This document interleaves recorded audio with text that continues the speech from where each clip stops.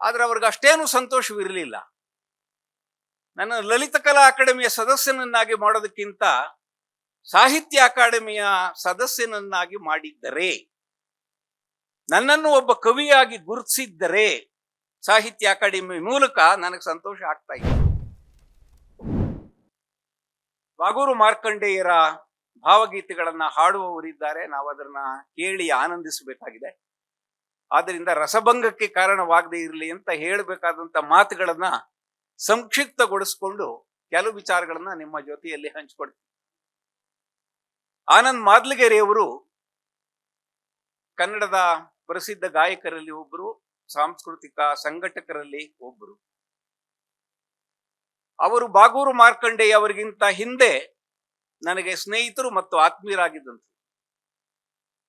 ಕನ್ನಡ ಸಾಹಿತ್ಯ ಪರಿಷತ್ತಿನ ಇದೇ ವೇದಿಕೆಯಲ್ಲಿ ಬಾಗೂರು ಮಾರ್ಕಂಡೇಯ ಅವರ ಒಂದು ಕಾರ್ಯಕ್ರಮ, ಅವರ ಕವಿತೆಗಳ ಗಾಯನವನ್ನ ಏರ್ಪಡಿಸಿ ನನ್ನನ್ನ ಅತಿಥಿಯಾಗಿ ಬರಮಾಡ್ಕೊಳ್ತಾರೆ.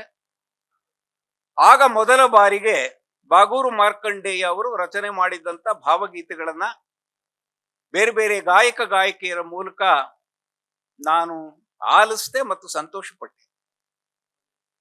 ಸುಗಮ ಸಂಗೀತ ಕ್ಷೇತ್ರದಲ್ಲಿ ಭಾವಗೀತೆಗಳನ್ನ ಬರೆದು ಪ್ರಸಿದ್ಧರಾಗಿರುವಂತವರು, ಪ್ರಶಸ್ತಿಗಳನ್ನ ಪಡ್ಕೊಂಡಿರುವಂತವರು ಸಾಕಷ್ಟು ಜನ ಇದ್ದಾರೆ. ಅವರ ನಡುವೆ ಉದಯೋನ್ಮುಖರಾಗಿ ಕಾಣಿಸಿಕೊಳ್ಳುತ್ತಿರುವಂತ ಬಾಗೂರು ಮಾರ್ಕಂಡೇಯ ಎಷ್ಟು ಮಧುರವಾಗಿರುವಂತ ಗೀತೆಗಳನ್ನ ಬರೆಯಬಲ್ಲರು. ಸಂಗೀತ ಸಂಯೋಜಕರಾಗಿ ವಿ ಶ್ರೀನಿವಾಸ್ ಅವರು ಬಾಗೂರರ ಹಾಡುಗಳನ್ನ ಪ್ರಸಿದ್ಧಗೊಳಿಸುವುದರಲ್ಲಿ ಪ್ರಮುಖವಾಗಿರುವಂತ ಪಾತ್ರವನ್ನ ವಹಿಸಿದ್ದಾರೆ. ವಿ ಶ್ರೀನಿವಾಸ್ ಅವರ ಸಂಯೋಜನೆಯ ಹಾಡುಗಳನ್ನ ಬಾಗೂರು ಮಾರ್ಕಂಡೇಯ ಅವರು ರಚನೆ ಮಾಡಿದಂತ ಭಾವಗೀತೆಗಳನ್ನ ಕೇಳುವ ಸಂತೋಷವನ್ನ ಆಗ ಅನುಭವಿಸಿದ ಮೇಲೆ ಮುಖ್ಯ ಅತಿಥಿಯಾಗಿ ಮಾತನಾಡ್ತಾ ನನಗಾದಂತ ಸಂತೋಷವನ್ನ ಅಲ್ಲಿ ಹಂಚಿಕೊಂಡೆ. ಆ ದಿನ ಪ್ರಾರಂಭವಾದಂತ ಈ ಸ್ನೇಹ, ಬಾಗೂರು ಮಾರ್ಕಂಡೇಯ ಒಬ್ಬ ಕವಿಯಾಗಿ ಭಾವಗೀತೆಗಳನ್ನ ಬಹಳ ಚೆನ್ನಾಗಿ ಬರೆಯಬಲ್ಲರು ಅಂತ ಅನ್ನಿಸ್ಕೊಂಡು ಸಂಗೀತ ನಿರ್ದೇಶಕರು ಸಂತೋಷದಿಂದ ಅದಕ್ಕೆ ಸಂಯೋಜನೆಯನ್ನು ಮಾಡಿ ಗಾಯಕ ಗಾಯಕಿಯರು ಅದನ್ನ ಅಷ್ಟೇ ಸಂತೋಷದಿಂದ ಹಾಡುತ್ತಿರುವಂತ ದಿನಗಳನ್ನ ನಾವಿವತ್ತು ನೋಡ್ತಾ ಇದ್ದೇವೆ. 4 ಗಂಟೆಯಿಂದಲೂ ಕೂಡ ಹಾಡಿದ್ದಾರೆ ಅವರ ಭಾವಗೀತೆಗಳನ್ನ, ಇನ್ನು ಹಾಡುವವರು ಇದ್ದಾರೆ. ಆದರೆ ಕವಿಯಾಗಿ, ಭಾವಗೀತ ರಚನೆಕಾರರಾಗಿ ಈ ಎತ್ತರಕ್ಕೆ, ಈ ಜನಪ್ರಿಯತೆಗೆ ಮುಟ್ಟುವುದು ಅಷ್ಟೊಂದು ಸುಲಭವಾಗಿರಲಿಲ್ಲ. ಅದಕ್ಕೆ ಹಿನ್ನೆಲೆಯಾಗಿ ಒಂದು ಸಂದರ್ಭವನ್ನ ಹೇಳಬೇಕು. ಅತ್ರಿಯವರು ಇವತ್ತು ಸಂಗೀತ ನಿರ್ದೇಶಕರಾಗಿ ಸಂಗೀತ ಶಾಲೆಗಳನ್ನ ಪ್ರಾರಂಭಿಸಿ ನೂರಾರು ಮಕ್ಕಳಿಗೆ ಸಂಗೀತದ ಪಾಠವನ್ನ ಹೇಳ್ಕೊಡ್ತಾ ಇರುವಂತವರಿಗೆ ಗುರುವಾಗಿದ್ದಂತೆ. ಅವರು ಬಾಗೂರು ಮಾರ್ಕಂಡೇಯರ ಭಾವಗೀತೆಗಳನ್ನ ಮೆಚ್ಚಿಕೊಳ್ತಾರೆ, ಅದಕ್ಕೆ ಸಂಗೀತ ಸಂಯೋಜನೆಯನ್ನ ಮಾಡ್ತಾರೆ, ಒಂದು ಕಾರ್ಯಕ್ರಮವನ್ನ ಏರ್ಪಾಟ್ ಮಾಡಿ ಬೇರೆ ಬೇರೆ ಗಾಯಕ ಗಾಯಕಿಯರನ್ನ ವೇದಿಕೆಗೆ ಕರೀತಾರೆ. ಅದರಲ್ಲಿ ಒಬ್ಬರು ಸುಪ್ರಸಿದ್ಧವಾಗಿರುವಂತ ಗಾಯಕರು, ಗಾಯನಕ್ಕಾಗಿ ರಾಷ್ಟ್ರೀಯ ಪ್ರಶಸ್ತಿಯನ್ನ ಪಡ್ಕೊಂಡಂತ ಗಾಯಕರು, ಅತ್ರಿಯವರ ಸಂಗೀತ ನಿರ್ದೇಶನದ ಬಾಗೂರು ಮಾರ್ಕಂಡೇಯರ ಭಾವಗೀತೆಯನ್ನ ಹಾಡಕ್ಕೆ ಬಂದಂತ ಸಂದರ್ಭದಲ್ಲಿ ಬಾಗೂರರನ್ನ ನೋಡ್ತಾರೆ. ಉದ್ಘಾಟನೆಯನ್ನ ಮಾಡಿ ಮಾತಾಡ್ತಾ ಆತ್ಮೀಯರಾದಂತ BK ಶಿವರಾಮ್ ಅವರು ರೂಪಕದಲ್ಲಿ ಒಂದು ಮಾತಾಡಿದ್ರು, ಅವರನ್ನ ಗುಬ್ಬಚ್ಚಿಗೆ ಹೋಲಿಸಿದ್ರು. ಅದು ಇನ್ನೊಬ್ಬರ ಬಾಯಿಂದಲೂ ಕೂಡ ಬಂತು. ಆ ಸುಪ್ರಸಿದ್ಧವಾದ ಗಾಯಕರು, ನಾನು ಹಾಡುವುದಕ್ಕೆ ಬಂದಿರುವಂತದ್ದು ಅತ್ರಿಯ ಸಂಗೀತ ನಿರ್ದೇಶನದಲ್ಲಿ ಈ ಹುಡುಗ ಬರೆದಿರುವಂತ ಭಾವಗೀತೆಯನ್ನ ನಾನು ಹಾಡೋದಿಲ್ಲ ಅಂತ ಹೇಳಿ ಹಾಡದೇನೆ ಸಭೆಯಿಂದ ನಿರ್ಗಮಿಸ್ತಾರೆ. ಭಾವಗೀತ ರಚನೆಕಾರರಾಗಿ ಅತ್ರಿಯವರು ಬಹಳ ಪ್ರೀತಿಯಿಂದ ರಾಗ ಸಂಯೋಜನೆ ಮಾಡಿದಂತ ಹಾಡನ್ನ, ಈ ಹುಡುಗನ ಹಾಡನ್ನ ನಾನು ಹಾಡುವುದಿಲ್ಲ ಅಂತ ನಿರಾಕರಿಸಿ ಹೋದಾಗ ಬಾಗೂರು ಮಾರ್ಕಂಡೇಯರಿಗೆ ಆದಂತ ಆಘಾತವನ್ನ ನಾವು ಲೆಕ್ಕ ಮಾಡೋದಕ್ಕೆ ಸಾಧ್ಯ ಇಲ್ಲ. ಅಂದ್ರೆ ಭಾವಗೀತ ಗಳನ್ನ ರಚನೆ ಮಾಡಿ ಸುಪ್ರಸಿದ್ಧವಾದಂತ ಸಂಗೀತ ನಿರ್ದೇಶಕರು ರಾಗ ಸಂಯೋಜನೆ ಮಾಡಿ ನಾಡಿನ ಅಷ್ಟೇ ಖ್ಯಾತರಾಮರಾಗಿರುವಂತ ಗಾಯಕ ಗಾಯಕಿಯರು ಅವರ ಹಾಡುಗಳನ್ನ ಅಷ್ಟೇ ಪ್ರೀತಿಯಿಂದ ಹಾಡಿ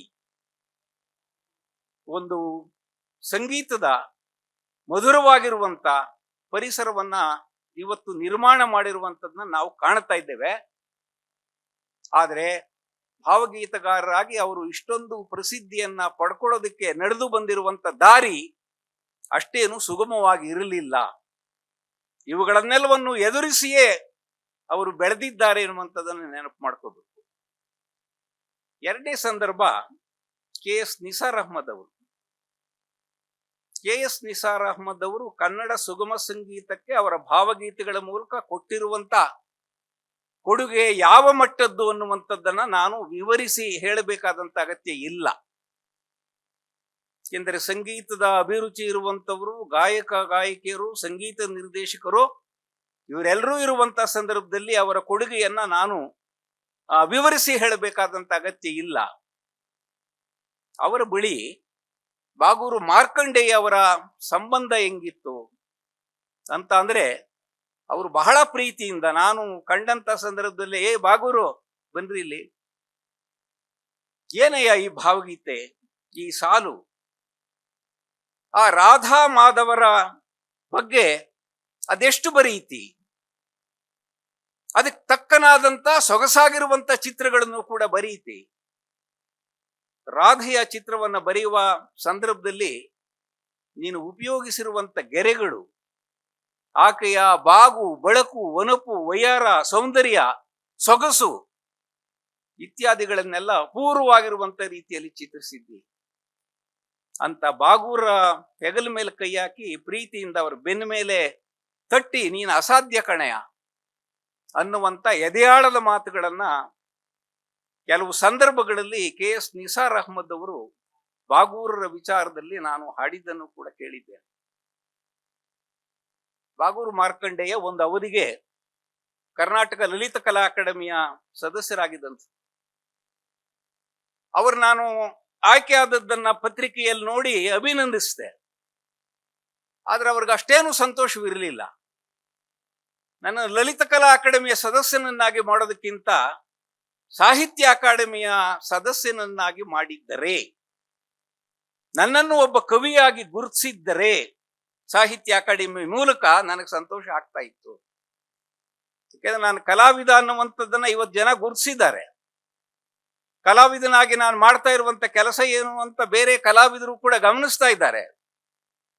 ಪತ್ರಿಕೆಗಳಲ್ಲಿ, ಪುಸ್ತಕಗಳಲ್ಲಿ ನನ್ನ ರೇಖಾಚಿತ್ರಗಳು ಪ್ರಕಟವಾಗ್ತಾ ಇದೆ. ಚುಕ್ಕಿ ಚಿತ್ರಗಳಿಂದ ಪ್ರಾರಂಭವಾಗಿ ರೇಖಾಚಿತ್ರಕ್ಕೆ ಹೋಗಿ, ಅಲ್ಲಿಂದ ವರ್ಣಚಿತ್ರಕ್ಕೆ ಹೋಗಿ ಕಲಾಕೃತಿಗಳನ್ನ ರಚಿಸುವ ಮಟ್ಟಕ್ಕೆ ಬಂದಿರುವಂತ ಬಾಗೂರು ಮಾರ್ಕಂಡೇಯರ ಕೊಡುಗೆ ಕಲಾಕ್ಷೇತ್ರಕ್ಕೆ, ರೇಖಾಚಿತ್ರ, ವರ್ಣಚಿತ್ರ ಇತ್ಯಾದಿಗಳನ್ನ ರಚಿಸೋದಕ್ಕೆ ಹಿನ್ನೆಲೆಯಾಗಿ ಎಷ್ಟು ಮಹತ್ವದ್ದು ಅನ್ನುವಂಥದ್ದು ಗೊತ್ತಿದೆ.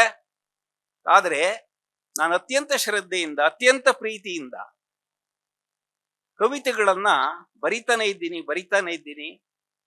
ಸಾಕಷ್ಟು ಭಾವಗೀತೆಗಳ ಪುಸ್ತಕವನ್ನು ತಂದಿದ್ದೇನೆ. ನನ್ನನ್ನು ಕವಿಯಾಗಿ ಗುರುತಿಸ್ತಿಲ್ವಲ್ಲ ಅನ್ನುವಂತ ವ್ಯಥೆಯನ್ನ ಅವರು ಇಟ್ಕೊಂಡಿದ್ದು ಕೂಡ ಉಂಟು. ಅದನ್ನು ನಮ್ಮ ಜೊತೆಯಲ್ಲಿ ಅವರು ತೋಡ್ಕೊಂಡ್ರು. ನಾನು ಸಾಹಿತ್ಯ ಅಕಾಡೆಮಿಯ ಸದಸ್ಯನಾಗಿದ್ದರೆ ಹೆಚ್ಚು ಸಂತೋಷ ಪಡ್ತಾ ಇದ್ದೆ ಅನ್ನುವಂಥದ್ದನ್ನು ಕೂಡ ಹೇಳಿದ್ರು. ಇನ್ನೊಂದು ಸಂದರ್ಭವನ್ನು ನೆನಪು ಮಾಡ್ಕೋಬೇಕು. ಬೆಂಗಳೂರು ನಗರ ಜಿಲ್ಲಾ ಕನ್ನಡ ಸಾಹಿತ್ಯ ಪರಿಷತ್ನಿಂದ ರವೀಂದ್ರ ಕಲಾಕ್ಷೇತ್ರದಲ್ಲಿ ಸಾಹಿತ್ಯ ಸಮ್ಮೇಳನ ನಡೆಯಿತು. ಆ ಸಾಹಿತ್ಯ ಸಮ್ಮೇಳನದ ಅಂಗವಾಗಿ ಒಂದು ಕವಿತೆಯನ್ನ ರಚಿಸಿದಂಥವರು ಸ್ವರಚಿತ ಕವಿತೆಯ ವಾಚನ, ಆಮೇಲೆ ಅದರ ಗಾಯನ ನಡೀತಾ ಇರುವಂತ ಸಂದರ್ಭದಲ್ಲಿ ಅದರ ಚಿತ್ರ ಬಿಡಿಸುವಂತ ಕೆಲಸವನ್ನ ಬಾಗೂರು ಮಾರ್ಕಂಡೇಯ ಅವರಿಗೆ ಒಪ್ಪಿಸಿದ್ರು. ನಾನು ಮೊದಲ ಬಾರಿಗೆ ರವೀಂದ್ರ ಕಲಾಕ್ಷೇತ್ರದಂತ ವೇದಿಕೆಯಲ್ಲಿ ಬಾಗೂರು ಮಾರ್ಕಂಡೇಯ ಕವಿತೆಯನ್ನ ಕೇಳಿಸ್ಕೊಂಡು, ಆ ನಂತರದಲ್ಲಿ ಸಂಗೀತ ಸಂಯೋಜನೆ ಮಾಡಿರುವಂತ ಹಾಡನ್ನ ಕೇಳಿಸ್ಕೊಂಡು, ಆ ಹಾಡಿನ ಅವಧಿ ಮುಗಿಯುವುದರೊಳಗಾಗಿ ಅದರ ಭಾವವನ್ನ ಹೇಗೆ ಗ್ರಹಣ ಮಾಡಿರ್ತಾರೋ ಆ ಚಿತ್ರಗಳನ್ನ ಬಿಡಿಸ್ಬೇಕು. ಹಾಡು ಪ್ರಾರಂಭ ಆಗೋದು, ಇವರು ಕ್ಯಾನ್ವಾಸಿನ ಮೇಲೆ ಕುಂಚವನ್ನ ಹಿಡ್ಕೊಂಡು ಚಿತ್ರವನ್ನ ಬಿಡಿಸಕ್ ಪ್ರಾರಂಭ ಮಾಡು. ಹಾಡು ಮುಗಿಯುವಷ್ಟರಲ್ಲಿ ಒಂದು ಚಿತ್ರ. ಕನ್ನಡದ ಬಹಳ ದೊಡ್ಡ ಚಿತ್ರಕಲಾವಿದರಾದಂತ ಅವರನ್ನ ಕುಂಚಬ್ರಹ್ಮ ಅಂತಲೇನೆ ಬಹಳ ಪ್ರೀತಿಯಿಂದ ಚಂದ್ರನಾಥ್ ಆಚಾರ್ಯರನ್ನ ಬಾಗೂರವರು ಕರೆದ್ರು ಮತ್ತು ಅವರನ್ನು ಗೌರವಿಸಿದರು. ಈ ಅವಸರದ ಚಿತ್ರ ರಚನೆಯ ಬಗ್ಗೆ ಚಂದ್ರನಾಥ್ ಆಚಾರ್ಯರು ಏನು ಹೇಳ್ತಾರೋ ಗೊತ್ತಿಲ್ಲ. ನಾವು ಪದವಿ ತರಗತಿಗಳಲ್ಲಿ ಓದುತ್ತಿದ್ದ ವಿದ್ಯಾರ್ಥಿಗಳಾಗಿದ್ದಾಗಲೇ ಪ್ರಜಾವಾಣಿ ಬಳಗದಲ್ಲಿ, ಮುಖ್ಯವಾಗಿ ಸುಧಾ ಮತ್ತು ಮಯೂರ ಪತ್ರಿಕೆಯಲ್ಲಿ ಕತೆಗಳಿಗೆ, ಧಾರಾವಾಹಿಗಳಿಗೆ ಚಂದ್ರನಾಥರು ಬಿಡಿಸ್ತಾ ಇದ್ದಂತ ಚಿತ್ರಗಳನ್ನು ನೋಡಿ ಆಕರ್ಷಿತರಾಗ್ತಾ ಇದ್ದಂಥವ್ರು ನಾವು. ಆವಾಗ ಅವ್ರ ಜೊತೆಯಲ್ಲಿ ಜಿ.ಕೆ. ಸತ್ಯ ಇದ್ದು, ಶ್ರೀ ಅನ್ನುವಂಥವರು ಚಿತ್ರರಚನೆ ಮಾಡ್ತಾ ಇದ್ರು, ಇನ್ನೂ 2-3 ಕಲಾವಿದರು ಇದ್ರು. ಆದರೆ ಚಂದ್ರನಾಥ ಆಚಾರ್ಯರ ರೇಖಾ ವಿನ್ಯಾಸವೇ ಬಹಳ ವಿಶೇಷವಾದದ್ದು. ಅದರಲ್ಲೂ ಪೌರಾಣಿಕ ಚಿತ್ರಗಳಿಗೆ ಸಂಬಂಧಪಟ್ಟಂತೆ ಅವರ ಕಲ್ಪನೆ ಎಷ್ಟರ ಮಟ್ಟಿಗೆ ಗರಿಗೆ ಎದುರ್ತಾ ಇತ್ತು ಅಂತ ಅಂದ್ರೆ, ನಿಜವಾದಂತ ಆವತ್ತಿನ ಋಷಿ ಮುನಿಗಳೇ, ಆ ಮೇನಕೆ ಇರಬಹುದು, ಊರ್ವಶಿ ಇರಬಹುದು, ಈ ತರನಾಗಿರುವಂತ ಚಿತ್ರ, ಪೌರಾಣಿಕವಾಗಿರುವಂತ ಚಿತ್ರಗಳಿಗೆ ಸಂಬಂಧಪಟ್ಟಂತ ವಿವರಗಳು ಧಾರಾವಾಹಿಯಲ್ಲಿ ಅಥವಾ ಕಥೆಗಳಲ್ಲಿ ಏನ್ ಬರ್ತದೋ ಅದನ್ನು ಅತ್ಯಂತ ಸೊಗಸಾಗಿ ಬಿಡಿಸ್ತಾ ಇದ್ದಂತ ಅವರ ಚಿತ್ರಗಳನ್ನು ನೋಡಿ ನಾವು ಆನಂತರದಲ್ಲಿ ಓದಕ್ ಪ್ರಾರಂಭ ಮಾಡ್ತೀವಿ. ಅಷ್ಟು ಜೀವಂತವಾಗಿರುವಂತ ಚಿತ್ರಗಳನ್ನ ಬಿಡಿಸ್ತಾ ಇದ್ದಂತ ಚಂದ್ರನಾಥಾಚಾರ್ಯರ ಆ ರೇಖಾ ವಿನ್ಯಾಸಗಳೇನಿದೆ ಅದನ್ನ ಚೆನ್ನಾಗಿ ಅಭ್ಯಾಸ ಮಾಡಿದಂಥವ್ರು ಬಾಗೂರು ಮಾರ್ಕಂಡಯ್ಯ. ಅದನ್ನ ಅವ್ರು ಹೇಳ್ಕೊಂಡಿದ್ದಾರೆ. ಎಲ್ಲೋ ಒಂದ್ ಕಡೆ ಕವಿ, ಕಲಾವಿದರು ಅನುಕರಣೆಯಿಂದ ಪ್ರಾರಂಭ ಮಾಡ್ತಾರೆ. ಯಾರೋ ಇಷ್ಟ ಆಗಿರ್ತಾರೆ, ಆ ರೀತಿಯಲ್ಲಿ ಇವರು ಕೂಡ ಚಿತ್ರ ಬಿಡಿಸಕ್ ಪ್ರಾರಂಭ ಮಾಡ್ತಾರೆ. ಮುಂದೆ ಒಂದ್ ಸಾರಿ ನಾನು ಕೇವಲ ಅನುಕರಣೆ ಮಾಡ್ತಾ ಇದ್ದೀನಲ್ಲ, ನನ್ನದೇ ಆಗಿರುವಂತ ಒಂದು ಪಥವನ್ನ ನಾನು ಕಂಡುಕೊಂಡಿಲ್ವಲ್ಲ, ಇದು ನೋಡಿದ ತಕ್ಷಣ ಇದು ಬಾಗೂರು ಮಾರ್ಕಂಡೆಯಿಂದ ಇರಬೇಕು ಅಂತ ಅನ್ನಿಸ್ಬೇಕಲ್ಲ. ಈಗ ಚಂದ್ರನಾಥರ ಚಿತ್ರಗಳಿಗೆ ಅವರಿದೆ, ಅವ್ರ ಕೆಳಗಡೆ ಅವ್ರ ಹೆಸರು ಬರೆದೇ ಇದ್ರು ಕೂಡ ಅದನ್ನ ಸೂಕ್ಷ್ಮವಾಗಿ ನೋಡುವಂತವರಿಗೆ ಅವರೇ ಬರೆದಿರುವ ಚಿತ್ರ ಅಂತ ಅನ್ನಿಸ್ತಿರುತ್ತೆ. ಆ ತೆರನಾಗಿರುವಂತ ಒಂದು ಕಲೆಗಾರಿಕೆಯನ್ನ ನಾನು ಮೈಗೂಡಿಸ್ಕೋಬೇಕು ಅಂತ ಅವರು ಒಂದು ತಪಸ್ಸನ್ನ ಮಾಡಿ ತಮ್ಮ ಬಿಡುವಿನ ಸಮಯದಲ್ಲಿ ಬೇರೆ ಬೇರೆ ರೀತಿಯ ಚಿತ್ರಗಳನ್ನ ರಚನೆ ಮಾಡಿ ತಮ್ಮದೇ ಆಗಿರುವಂತ ಒಂದು ಶೈಲಿಯನ್ನ ಕಂಡುಕೊಂಡ್ರು. ಅಂದ್ರೆ ನಾನು ಇದನ್ನ ಎಲ್ಲಿಗೆ ಸಂಪರ್ಕಿಸ್ತಾ ಇದ್ದೀನಿ ಅಂತಂದ್ರೆ, ರವೀಂದ್ರ ಕಲಾಕ್ಷೇತ್ರದಲ್ಲಿ ಒಂದು ಹಾಡನ್ನ ಕೇಳಿ ಹಾಡು ಮುಗಿಯುವ 4-5 ನಿಮಿಷಗಳಲ್ಲಿ ಆ ಹಾಡಿನ ಭಾವಗ್ರಹಣವನ್ನು ಮಾಡಿ ಅದನ್ನ ಚಿತ್ರವಾಗಿ ಮುಗಿಸ್ತಾ ಇದ್ರಲ್ಲ, ಚಿತ್ರವಾಗಿ ಮೂಡಿಸ್ತಾ ಇದ್ರಲ್ಲ, ಆ ನಂತರದಲ್ಲಿ ಪ್ರೇಕ್ಷಕರ ಎದುರುಗಡೆ ಅದನ್ನು ಪ್ರದರ್ಶನ ಮಾಡ್ತಾ ಇದ್ರು.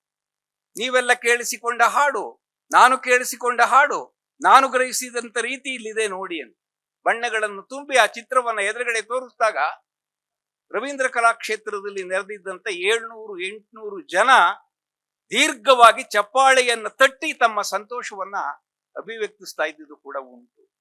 ಆ ತೆರನಾಗಿರುವಂತ ಕಲೆಯನ್ನ ಅವರ ತಪಸ್ಸಿನ ಮೂಲಕ ಸಿದ್ಧಿಸಿಕೊಂಡಿರುವಂತವರು ಇವತ್ತು ಬಾಗೂರು ಮಾರ್ಕಂಡೇಯರ ಚಿತ್ರ ಇದು ಅಂತ ಹೇಳೋದಕ್ಕೆ ಒಂದು ಅಸ್ಮಿತೆ, ಒಂದು ಸ್ವಂತಿಕೆಯನ್ನ ಅವರು ಗಳಿಸ್ಕೊಂಡಿದ್ದಾರೆ. ಕೊನೆಗೆ ನಾನು ಹೇಳಬೇಕಾದಂತ ಮಾತು, ಕನ್ನಡ ಸೌರಭದ ಒಂದು ಪ್ರಸ್ತಾಪ ಬಂತು. ನಾನು ಕನ್ನಡಿಗ, ಕನ್ನಡದ ಬಗ್ಗೆ, ಕನ್ನಡ ಭಾಷೆಯ ಬಗ್ಗೆ, ಕನ್ನಡ ಸಂಸ್ಕೃತಿಯ ಬಗ್ಗೆ ನನಗಿರುವಂತ ಪ್ರೀತಿಯನ್ನ, ನನಗಿರುವಂತ ಅಭಿಮಾನವನ್ನ ನಾನು ನನ್ನದೇ ಆದಂತ ರೀತಿಯಲ್ಲಿ ತೋರಿಸ್ಬೇಕು, ನಾನು ಅಂತ ಒಂದು ಕೊಡುಗೆಯನ್ನ ಕೊಡಬೇಕು. ಕನ್ನಡದ ಮಕ್ಕಳು ಅತ್ಯಂತ ಸುಲಭವಾಗಿ, ಅದರಲ್ಲೂ ಕನ್ನಡದ ಮಕ್ಕಳು ಅಂತ ಅಂದ್ರೆ ಇಂಗ್ಲಿಷ್ ಮಾಧ್ಯಮದೊಳಗಡೆ ಸಿಕ್ಕಾಕೊಂಡಿರುವಂತ ಮಕ್ಕಳು, ಕನ್ನಡದ ವಾಕ್ಯಗಳನ್ನೇ, ಶಬ್ದಗಳನ್ನೇ ತಪ್ಪಾಗಿ ಬರೆಯುವಂತ ಮಕ್ಕಳು, ತಪ್ಪಾಗಿ ಉಚ್ಚಾರ ಮಾಡುವಂತ ಮಕ್ಕಳು, ಹೊರ ರಾಜ್ಯಗಳಿಂದ ಬಂದಿದ್ದಂಥವರು ಅನೇಕ ವರ್ಷಗಳ ಕಾಲ ಇಲ್ಲಿ ಕನ್ನಡವನ್ನ ಕಲಿಯದೇ ನಾವು ವ್ಯವಹರಿಸಬಹುದು ಅಂತ ತಿಳ್ಕೊಂಡಿರುವಂತವ್ರು, ಅಂತವ್ರನ್ನೆಲ್ಲ ರಕ್ಷಿಸ್ತಾ ಇರುವಂತ, ಪೋಷಿಸ್ತಾ ಇರುವಂತ ಕರ್ನಾಟಕ ಸರ್ಕಾರ. ಅಂದ್ರೆ ಕನ್ನಡವನ್ನ ನಿಜವಾಗಿಯೂ ಎಲ್ಲಿ ಕಾಪಾಡಬೇಕು, ಎಲ್ಲಿ ರಕ್ಷಿಸಬೇಕು, ಕನ್ನಡದ ಬಗ್ಗೆ ಸರ್ಕಾರಗಳಿಗೂ ಇರಬೇಕಲ್ಲ ಕಾಳಜಿ. ಆ ತೆರನಾಗಿರುವಂತ ಕಾಳಜಿ ಇಲ್ಲದೆ ಇರುವಂತ ಕಾರಣದಿಂದಾಗಿಯೇ ಕನ್ನಡದ ದುಸ್ಥಿತಿಯ ಬಗ್ಗೆ ನಮ್ಮನ್ನು ಮತ್ತೆ ಮಾತನಾಡಬೇಕಾಗ್ತದೆ, ಭಾಷಣ ಮಾಡಬೇಕಾಗ್ತದೆ. ನಾವು ಭಾಷಣ ಮಾಡ್ತೀವಿ, ಆದ್ರೆ ಆ ಭಾಷಣದಲ್ಲಿರುವಂತ ವಿಚಾರಗಳು ಎಷ್ಟು ಜನರಿಗೆ ತಲುಪ್ತದೆ ಗೊತ್ತಿಲ್ಲ, ಎಷ್ಟು ಜನರನ್ನ ಬದಲಾವಣೆ ಮಾಡ್ತದ ಗೊತ್ತಿಲ್ಲ, ಎಷ್ಟು ಜನರನ್ನ ಅಭಿಮಾನಿಗಳಾಗಿ ಮಾಡ್ತದ ಗೊತ್ತಿಲ್ಲ. ಬಾಗೂರು ಮಾರ್ಕಂಡೇಯ ಅದಕ್ಕೆ ತಮ್ಮದೇ ಆದಂತ ಒಂದು ದಾರಿಯನ್ನ ಕಂಡುಕೊಂಡು ಒಂದು ತಂತ್ರಾಂಶವನ್ನು ರೂಪಿಸಿ ಅದಕ್ಕೆ ಸಾವಿರಾರು ರೂಪಾಯಿಗಳ ವೆಚ್ಚ ತಲುಪುವಂತ ಮಹಾ ಸಾಹಸದ ಕಾರ್ಯ.